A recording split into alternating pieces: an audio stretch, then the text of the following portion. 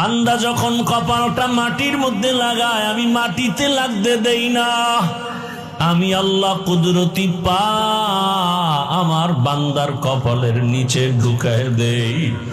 বান্দা তোর কপাল বড় দামি, তুই কপালটা মাটিতে ঠেকাবি আর আমি চুপ থাকবো না।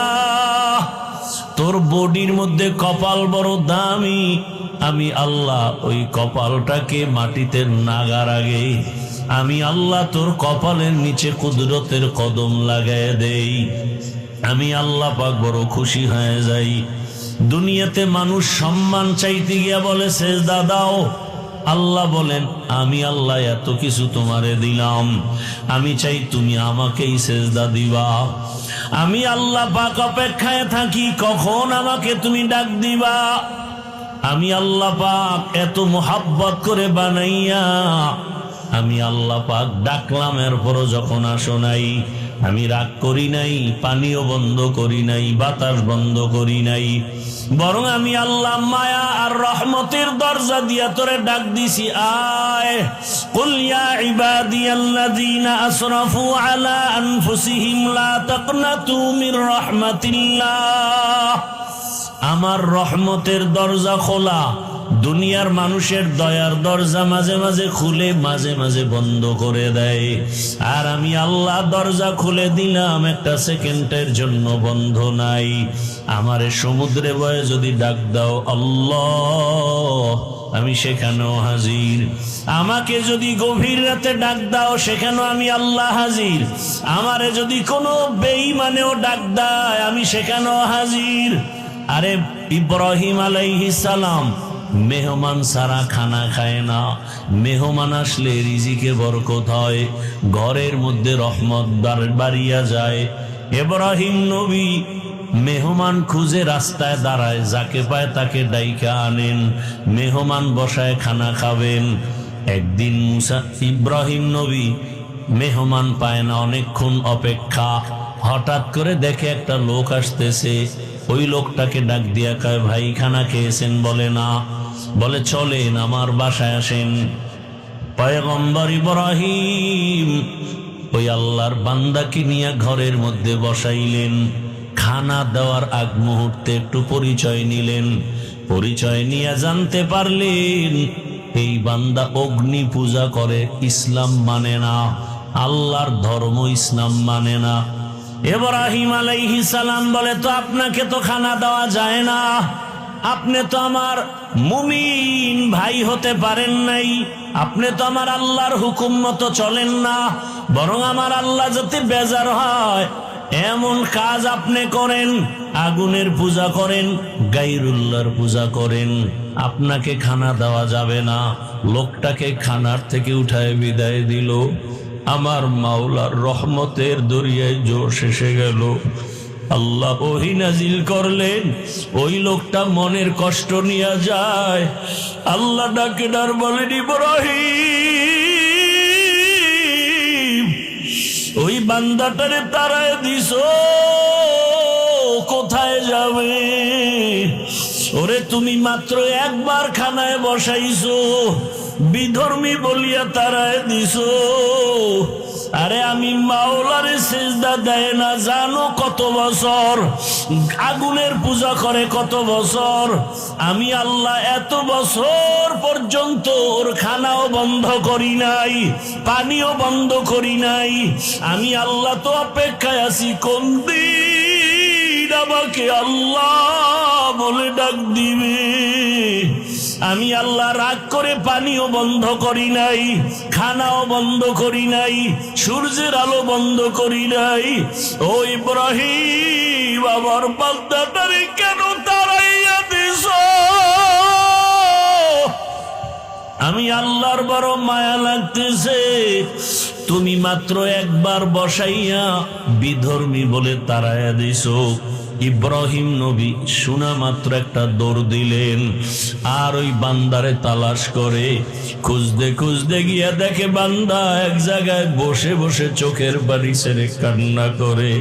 আমাকে দাওয়াত দিবা না, দিয়া কেন আবার অপমান করেছো?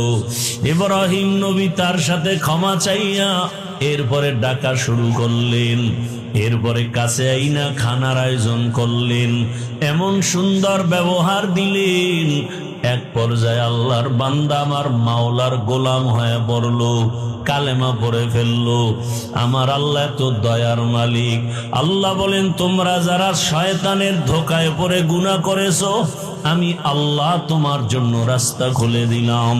আমি আল্লাহ পাক তোমার তওবা কবুল করার জন্য 5 বার মসজিদে ডাকছি, যাও নাই। আমি আল্লাহ পাক এখন তোমাকে ডাকার জন্য হাজির হতেছি। আমি আল্লাহ এমন এক টাইমে তোমাকে ডাকতে আসতেছি, অতিও গভীর হয় রজনী যখন, নীরবে প্রভুর নাম জপিও তখন। প্রভুর করুণা যদি পাইবারে চাও, গভীর রাতে উঠে প্রভুর গুণগান গাও। শামসা ওয়াল কমার বিহুসবান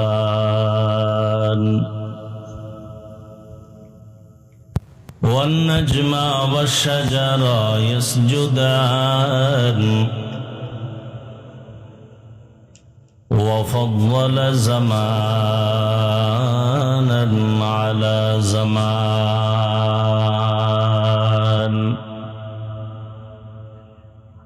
كما فضل مكانا على مكان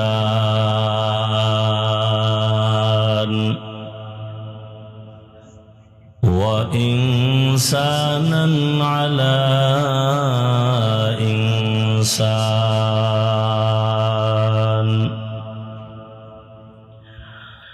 ونشهد أن لا إله إلا الله وحده لا شريك له لا ضد له ولا ند له ولا مثل له ونشهد أن سيدنا وسندنا وحبيب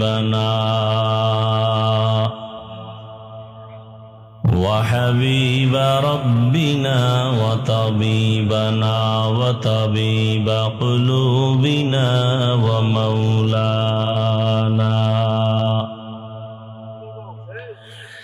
ومولانا محمدا عبده ورسوله أرسله بالحق بشيرا ونذيرا وداعيا إلى الله بإذنه وسراجا منيرا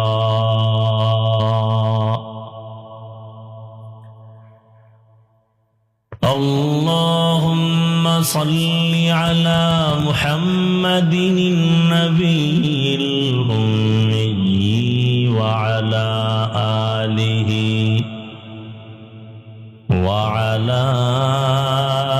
آله وسلم تسليما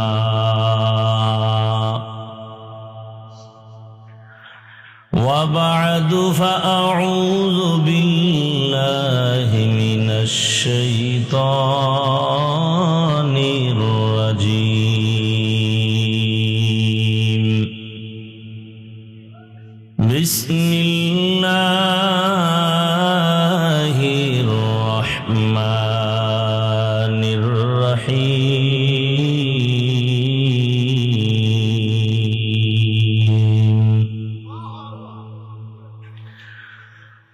قل يا عبادي الذين أسرفوا على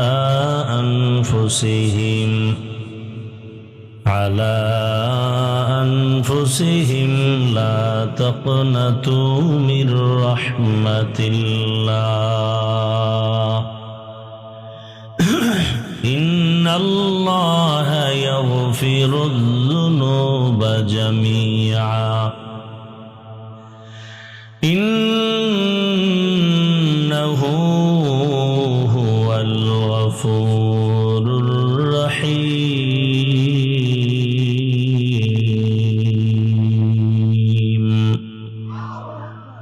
وقال النبي صلى الله عليه وآله وسلم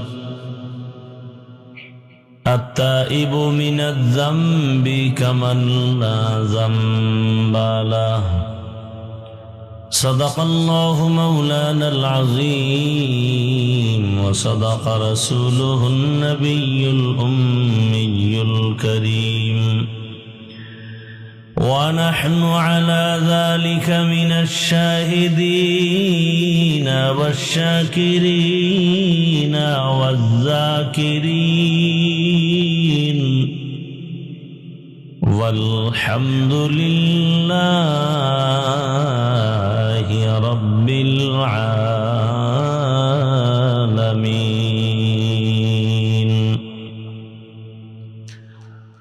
سبحانك لا علم لنا إلا ما علمتنا إنك أنت العليم الحكيم. رب اشرح لي صدري ويسر لي أمري واحلل عقدة من لساني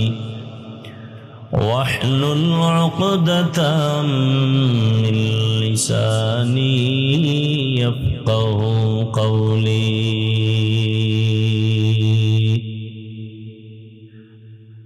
यहाँ हम सब मुसाफिर हैं कब्र आखिर ठिकाना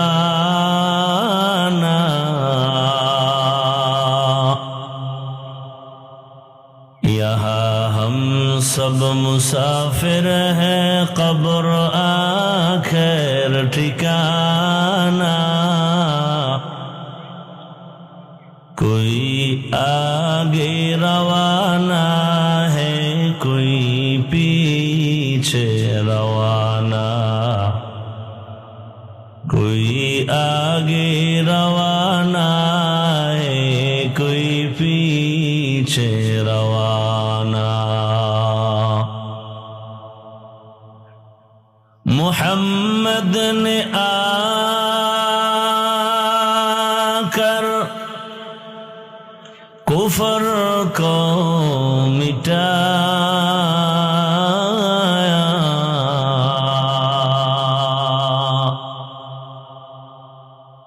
मोहम्मद ने आकर कुफर को मिटाया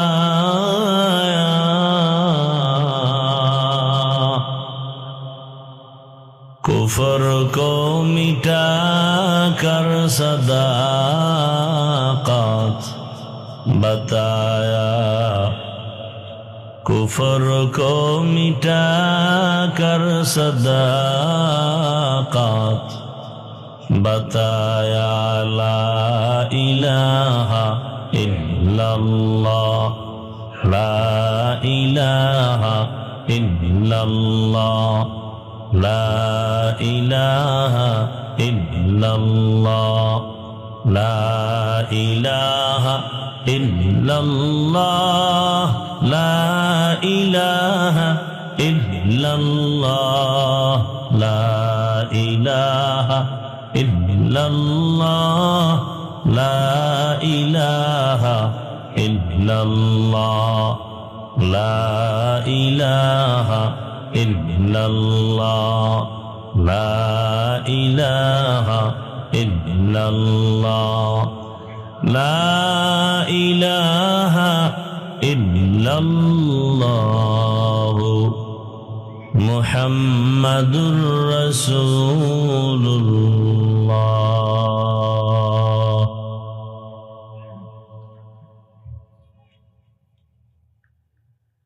আল্লাহ পাকের দরবারে শুকর আজ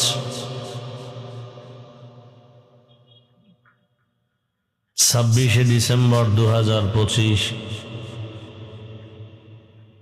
জামিয়া তালিমিয়া ঢাকায়ের উদ্যোগে আয়োজিত বার্ষিক ওয়াজ তাফসীরুল কোরআন মাহফিল।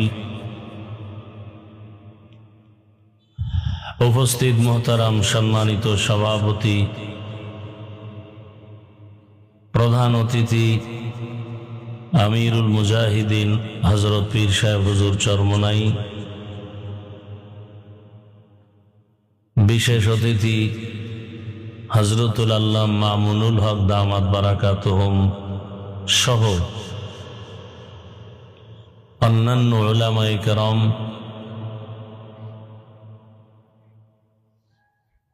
বিভিন্ন জায়গা থেকে আল্লাহ পাকের আশিকিন বা জাকিরিন শাকিরিন, মুরব্বিয়ানে আযম, পর্দার আড়ালে মা বোনেরা, কলিজার যুবক বন্ধুগণ, স্নেহের ছোট ভাই, আল্লাহ পাকের দরবারে শুকর যে আল্লাহ আমাদেরকে সুস্থ রেখেছেন, আলহামদুলিল্লাহ।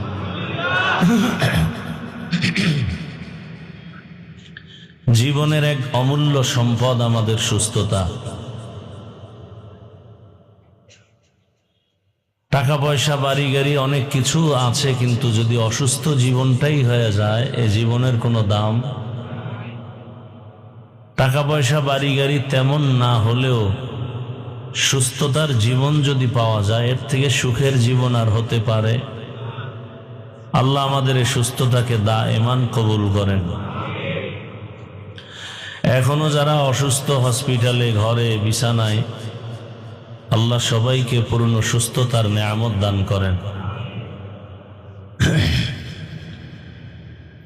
এক একটা দিনের প্রোগ্রাম, মাহফিল ওই এলাকার জন্য একটা ঈদের আনন্দ বয়ে আনে।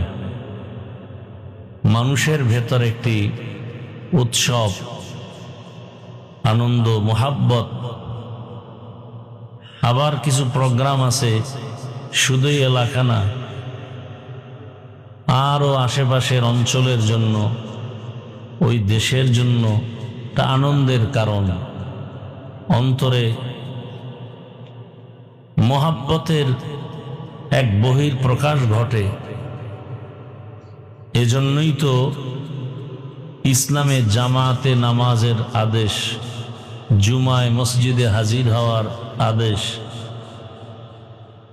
10 জায়গার 10 বাড়ির মানুষ, 10 এলাকার মানুষ এক জায়গায় হবে, দেখা হবে, মহব্বত হবে, একে অপরের সুখ দুঃখ শেয়ার করে নিবে, সহযোগিতায় আসবে।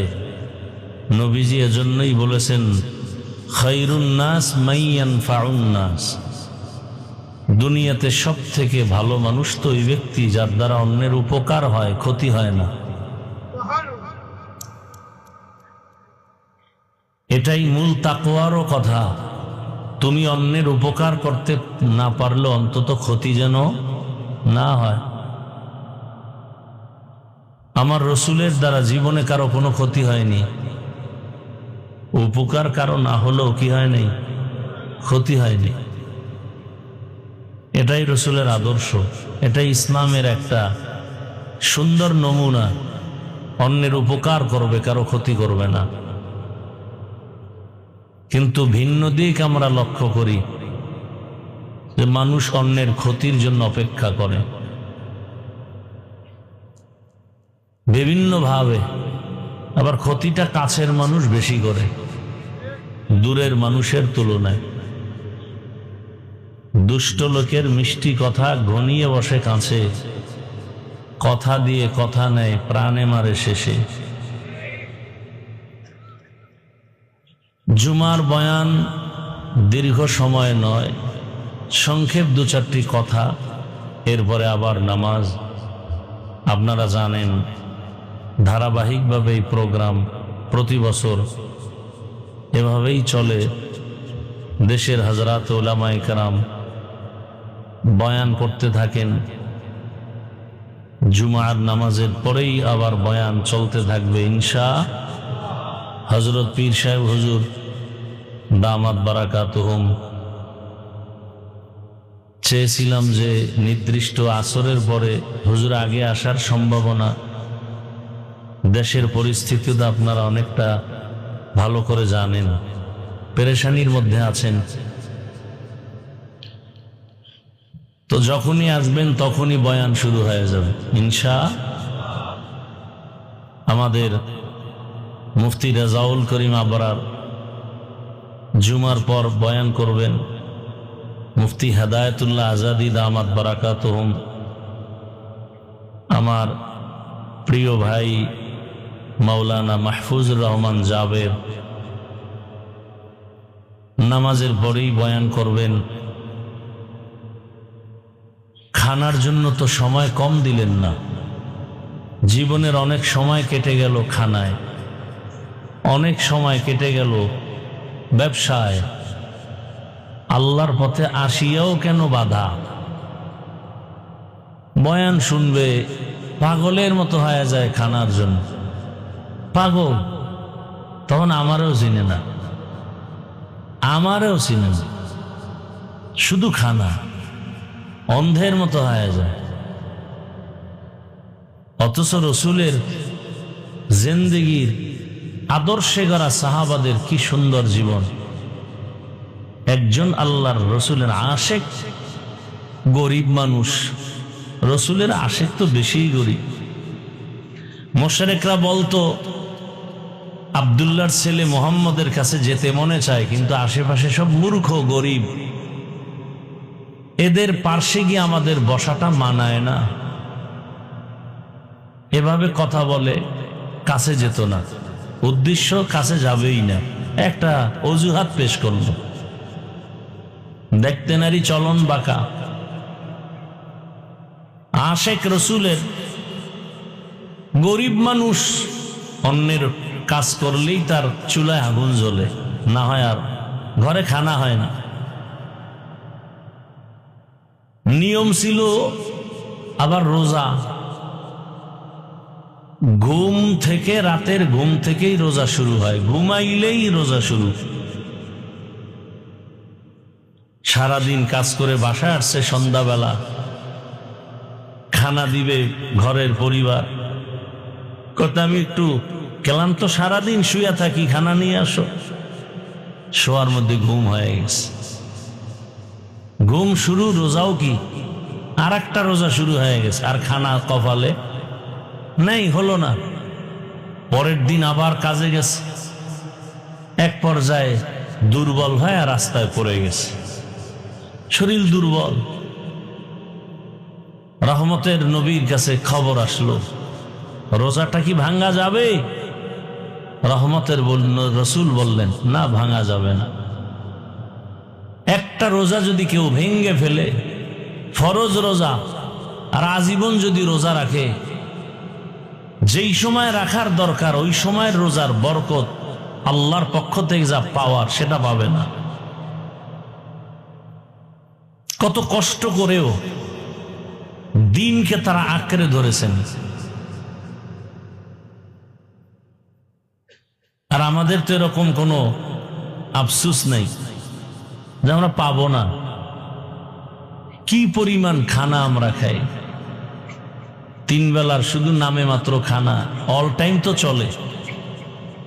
এই চা, এই পান থাকে, বসিয়াও থাকলে খায়, হাঁটলেও খায়, শুয়া শুয়াও খায়, গরুর মতো হাঁটে আর চাটে। আর সাহাবায়ে কেরামদের ইতিহাস কেমন, আমি আমারটাও মাঝে মাঝে বলি যে জীবনটা কত কষ্টে কাটছে, ভাষা নাই বোঝাবার। 150 টাকা একটা জামা কিনছি, কত ওটারে কি কাপড় কয়, টেকটন কইতো, বুঝে এরা, টেকটন পলেস্টার, তাও রঙিন, কয়শো টাকা। এই 150 টাকার জামা বছরকে বছর পরছি, বছরকে বছর।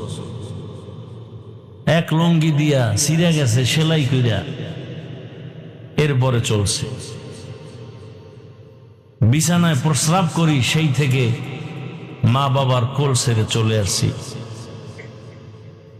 বরগুনার পীর সাহেব হুজুর রহমতুল্লাহ আলাইহির মাদ্রাসায়। কত কষ্টের জীবন। সিঁড়ি দিয়া দোতলায় হাত দিয়া ধরে ধরে উঠতাম, দাঁড়ায় উঠা যেত না। তো বুঝেন যে কত ছোট। 2 বেলা খানা দিত মাদ্রাসায়, এই মাপা ভাত 10টার সময় আর আসরের পরে। এটারে ভাগ করে 4 বার খাইতাম। তরকারি কি? মাদ্রাসা থেকে পাতলা ডাউল, আর বাড়ির থেকে আমার মা শুকনা মরিচ গুঁড়া কইরা প্লাস্টিকের ডিব্বায় দিতেন, আর বাবায় 1 কেজি আলু দিতেন, আধা কেজি দিতেন। এটা নিয়ে 2 মাস খাওয়া লাগবে। আলু কেটে কেটে নাম লিখে ভাতের মধ্যে সিদ্ধ দিতাম। মাঝে মাঝে ভাত হয়ে গেছে, ঢালছে, আরো ছাত্রদের আলু নাম দেখে দেখে নিতাম। মাঝে মাঝে গিয়া দেখতাম আলুর উপরের ছোলা নাই, নামও নাই। আজকের কপাল থেকে আলু গেছে গা। এইভাবে কষ্ট করে করে আল্লাহ পর্যন্ত নিয়ে আসছেন। আল্লাহ অনেক দয়া করেছেন, অনেক কিছু দিছেন। আজ এক লুঙ্গি পরি, ওটা আর কালকে পরি না। একটা জামা আজকে পরি, কালকে পরি না। সব রবের করুণা। কি শুকর আদায় করব। উজানির কারি মনজুর রহমতুল্লাহ আলাইহি বারবার তার মোনাজাতের মধ্যে আমার হাত লাগায়া বলতো, আল্লাহ ওকে দিয়ে একটা মাদ্রাসা, দাওরা হাদিস মাদ্রাসা আমি দেখে যেতে চাই। মাদ্রাসা হয়েছে, আল্লাহর ওলি আর দুনিয়ায় নেই, দেখে যেতে পারলেন না। একদিন এগুলো সব থেকে যাবে, আমিও থাকবো না। কথা ঠিক না? কিন্তু যেতে তো হবেই। হিসাব 2টা, সাথে কি নিয়ে যাব আর দুনিয়াতে কি রেখে যাব। হিসাব 2টা, কি নিয়ে যাব, কি রেখে যাব। আপনি কি রেখে যাচ্ছেন? যেতে তো হবেই। কি মরা লাগবে না? কি নিয়ে যাবেন? ওখানে তো কিছু নিতে হবে, নাইলে উপায় নাই। বিদেশ যাবেন, পাসপোর্ট লাগবে না? কথা বলেন না কেন? ভিসা লাগবে না? না, ইমিগ্রেশনে আটকায় দিবে। কাপড় নাই, জামা নাই, কোনো টেনশন নাই। কিন্তু আসল কি? ভিসা, পাসপোর্ট লাগবে। তা আমরা যে পরপারের জীবনে পাড়ি জমাবো, কি নিয়ে যাও? পরকালের জীবনের একমাত্র পাসপোর্ট থাকবে তোমার ঈমানের পাসপোর্ট। এই পাসপোর্ট দিয়ে তুমি আল্লাহর মোহাব্বতের ঘরে ঢুকবা, নজরে আসবা। কিন্তু আমলের ভিসা না থাকলে পীড়া শুরু। আমলের ভিসা বড় কঠিন। আমলের ভিসা যদি থাকে, আবার কিছু পাসপোর্ট আছে খুব হার্ড, বড় দামি। বান্দই দামি পাসপোর্ট নিয়ে যদি যেতে চাও, তাহলে ঈমান আমলের সাথে ইখলাসকে যোগায় দাও। দুনিয়াতে এমন কিছু জমা রাখবা যেটা পরকালে পাবে। আল্লাহ পাক রব্বুল আলামিন বলেন, আমি বড় আদর করে মানুষ বানাইছি। আমার বানানো মানুষ বড় আদরের। বিশাল বড় 7টা আসমান 7টা জমিন আমি তৈরি করতে 6 দিন লাগছে। মাত্র 6 দিন, ফি 6 আইয়াম। অথচ আমার মোহাব্বতের মানুষ 1 ফোঁটা পানির থেকে মায়ের গর্ভে বানাইতে আমি আল্লাহ 6 দিনে পারি নাই, 10 দিনেও পারি নাই। আমি আল্লাহ এটাকে ফেরেশতা দিয়ে আমার কুদরতের দ্বারা মায়ের গর্ভে প্রায় 6 মাস লাগায় বান্দাকে স্ট্রাকচার বানায় রূহ দান করেছে। এত বিশাল আসমান আর জমিন, এটা বানাইতে মাত্র 6 দিন। তোমার মতো একটা ক্ষুদ্রতম বান্দা বানাইতে আমার এত সময় লাগলো কেন? এর একমাত্র কারণ, ভালোবাসার জিনিস বানাইতে বড় সময়ের ব্যাপার। আল্লাহ বলেন, আমি তোমাকে বড় আদর করে বানাইছি, বড় নরম করে বানাইছি। ওয়াখুলিকাল ইনসানু যায়ীফা। আমি মানুষ বড় দুর্বল করে বানাইলাম, এবং এই মানুষের জীবনে চলার জন্য যা প্রয়োজন সব আমি ব্যবস্থা করেছি। তোমার পানির প্রয়োজন, আলোর প্রয়োজন, ঘুমের প্রয়োজন, রাতের ব্যবস্থা করলাম। যত তোমার সুন্দর জীবন পরিচালনার জন্য যত খানার প্রয়োজন সব করলাম। আমি আল্লাহ বিশাল বড় আসমান তোমার জন্য বানাইলাম, বিশাল বড় জমিনটা তোমার গোলাম বানায় দিলাম। সমুদ্রের হাজারো ধরনের মাছ তোমার জন্য, রাতের চাঁদের আলো তোমার জন্য, জমিনের ফসল তোমার জন্য, গাছের ফল তোমার জন্য। আমি বড় মোহাব্বত করি তোমাকে। আমি আল্লাহ সব কিছু তোমারে দিয়া তোমার থেকে কিছু চাই নাই। আমি আল্লাহ তোমার কল্যাণের জন্য আমি বলেছি তুমি আমার ইবাদতে জীবনটা কাটায় দাও, 5 বেলার নামাজ আদায় করবা। আমি আল্লাহ আবার এই 5 বেলার নামাজ আদায়ের ক্ষেত্রে তোমাকে বুঝাবার জন্য, ডাকার জন্য নির্দিষ্ট লোক রাখছি। ফজরের নামাজে তোমাকে ডাকার জন্য মুয়াজ্জিন অপেক্ষায় থাকে। as-salatu khairum minan nawm। তুমি ফজরে আসো নাই, আমার দেওয়া রাতের আরামের সময় পেয়ে অন্ধকারে মজার ঘুম দিছো। আমি আল্লাহ বেজার না, আবার জোহরের নামাজে তোমারে ডাকছি আসো। জোহরের নামাজেও তুমি দোকান পাটার নিজের চাকরি বাকরির ব্যস্ততায় আসো নাই। আমি আল্লাহ বেজার না, আবার আসরের নামাজে ডাকার ব্যবস্থা করেছি। বান্দা তুমি ব্যস্ততার অজুহাত দেখাইয়া আমার ঘরে হাজিরা দাও নাই। আমি আল্লাহ বেজার না, আমি আবার তোমাকে মাগরিবে ডাকাইলাম, মাগরিবেও তুমি অনুপস্থিত। আমি আল্লাহ শেষ এশায় তোমারে ডাকলাম, আমার ডাকে তুমি সাড়া দাও নাই। আমি আল্লাহ রাগ না করিয়া এবার আমি আল্লাহ নিজে রেডি হয়ে গেছি, তোমাকে ডাকতে আমি আসব। মুয়াজ্জিন ডাকছে, তুমি আসো নাই। উচিত ছিল তো আমি রাগ হয়ে যাব, কিন্তু না, আমি কেন রাগ করব? আমার তো আলাদা আর এক জায়গায় কোনো ছেলে নাই, মেয়ে নাই, আমার স্ত্রীরাই আমি একা। আমি জিন বানাইছি, ফেরেশতা বানাইছি, তবে আমার আদরের না। আমি মানুষ বানাইছি বড় মায়া করিয়া। আমি চাই মানুষ যেন একবার আমারে আল্লাহ বলে ডাক দেয়, মানুষ যেন আসিয়া কপালটা মাটির মধ্যে লাগায় দেয়। বান্দা যখন কপালটা মাটির মধ্যে লাগায়, আমি মাটিতে লাগতে দেই না। আমি আল্লাহ কুদরতি পা আমার বান্দার কপালের নিচে ঢুকায় দেই। বান্দা তোর কপাল বড় দামি, তুই কপালটা মাটিতে ঠেকাবি আর আমি চুপ থাকবো না।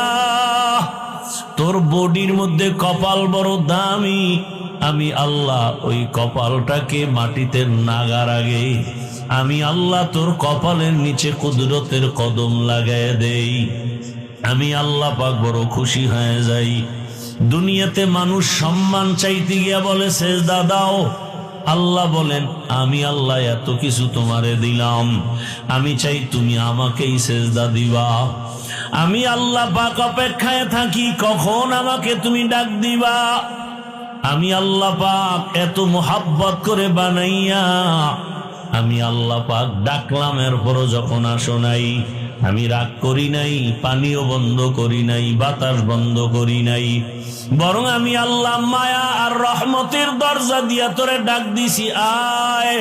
কুল ইয়া ইবাদিয়াল্লাযীনা আসরাফু আলা আনফুসিহিম লা তাকনাতু মির রাহমাতিল্লাহ। আমার রহমতের দরজা খোলা, দুনিয়ার মানুষের দয়ার দরজা মাঝে মাঝে খুলে, মাঝে মাঝে বন্ধ করে দেয়। আর আমি আল্লাহ দরজা খুলে দিলাম, একটা সেকেন্ডের জন্য বন্ধ নাই। আমারে সমুদ্রে বয়ে যদি ডাক দাও আল্লাহ, আমি সেখানেও হাজির। আমাকে যদি গভীর রাতে ডাক দাও, সেখানেও আমি আল্লাহ হাজির। আমারে যদি কোনো বেঈমানেও ডাক দেয়, আমি সেখানেও হাজির। আরে ইব্রাহিম আলাইহিস সালাম মেহমান সারা খানা খায় না, মেহমান আসলে রিজিকে বরকত হয়, ঘরের মধ্যে রহমত বাড়িয়া যায়। ইব্রাহিম নবী মেহমান খুঁজে রাস্তায় দাঁড়ায়, যাকে পায় তাকে ডাইকা আনেন, মেহমান বসায় খানা খাবেন।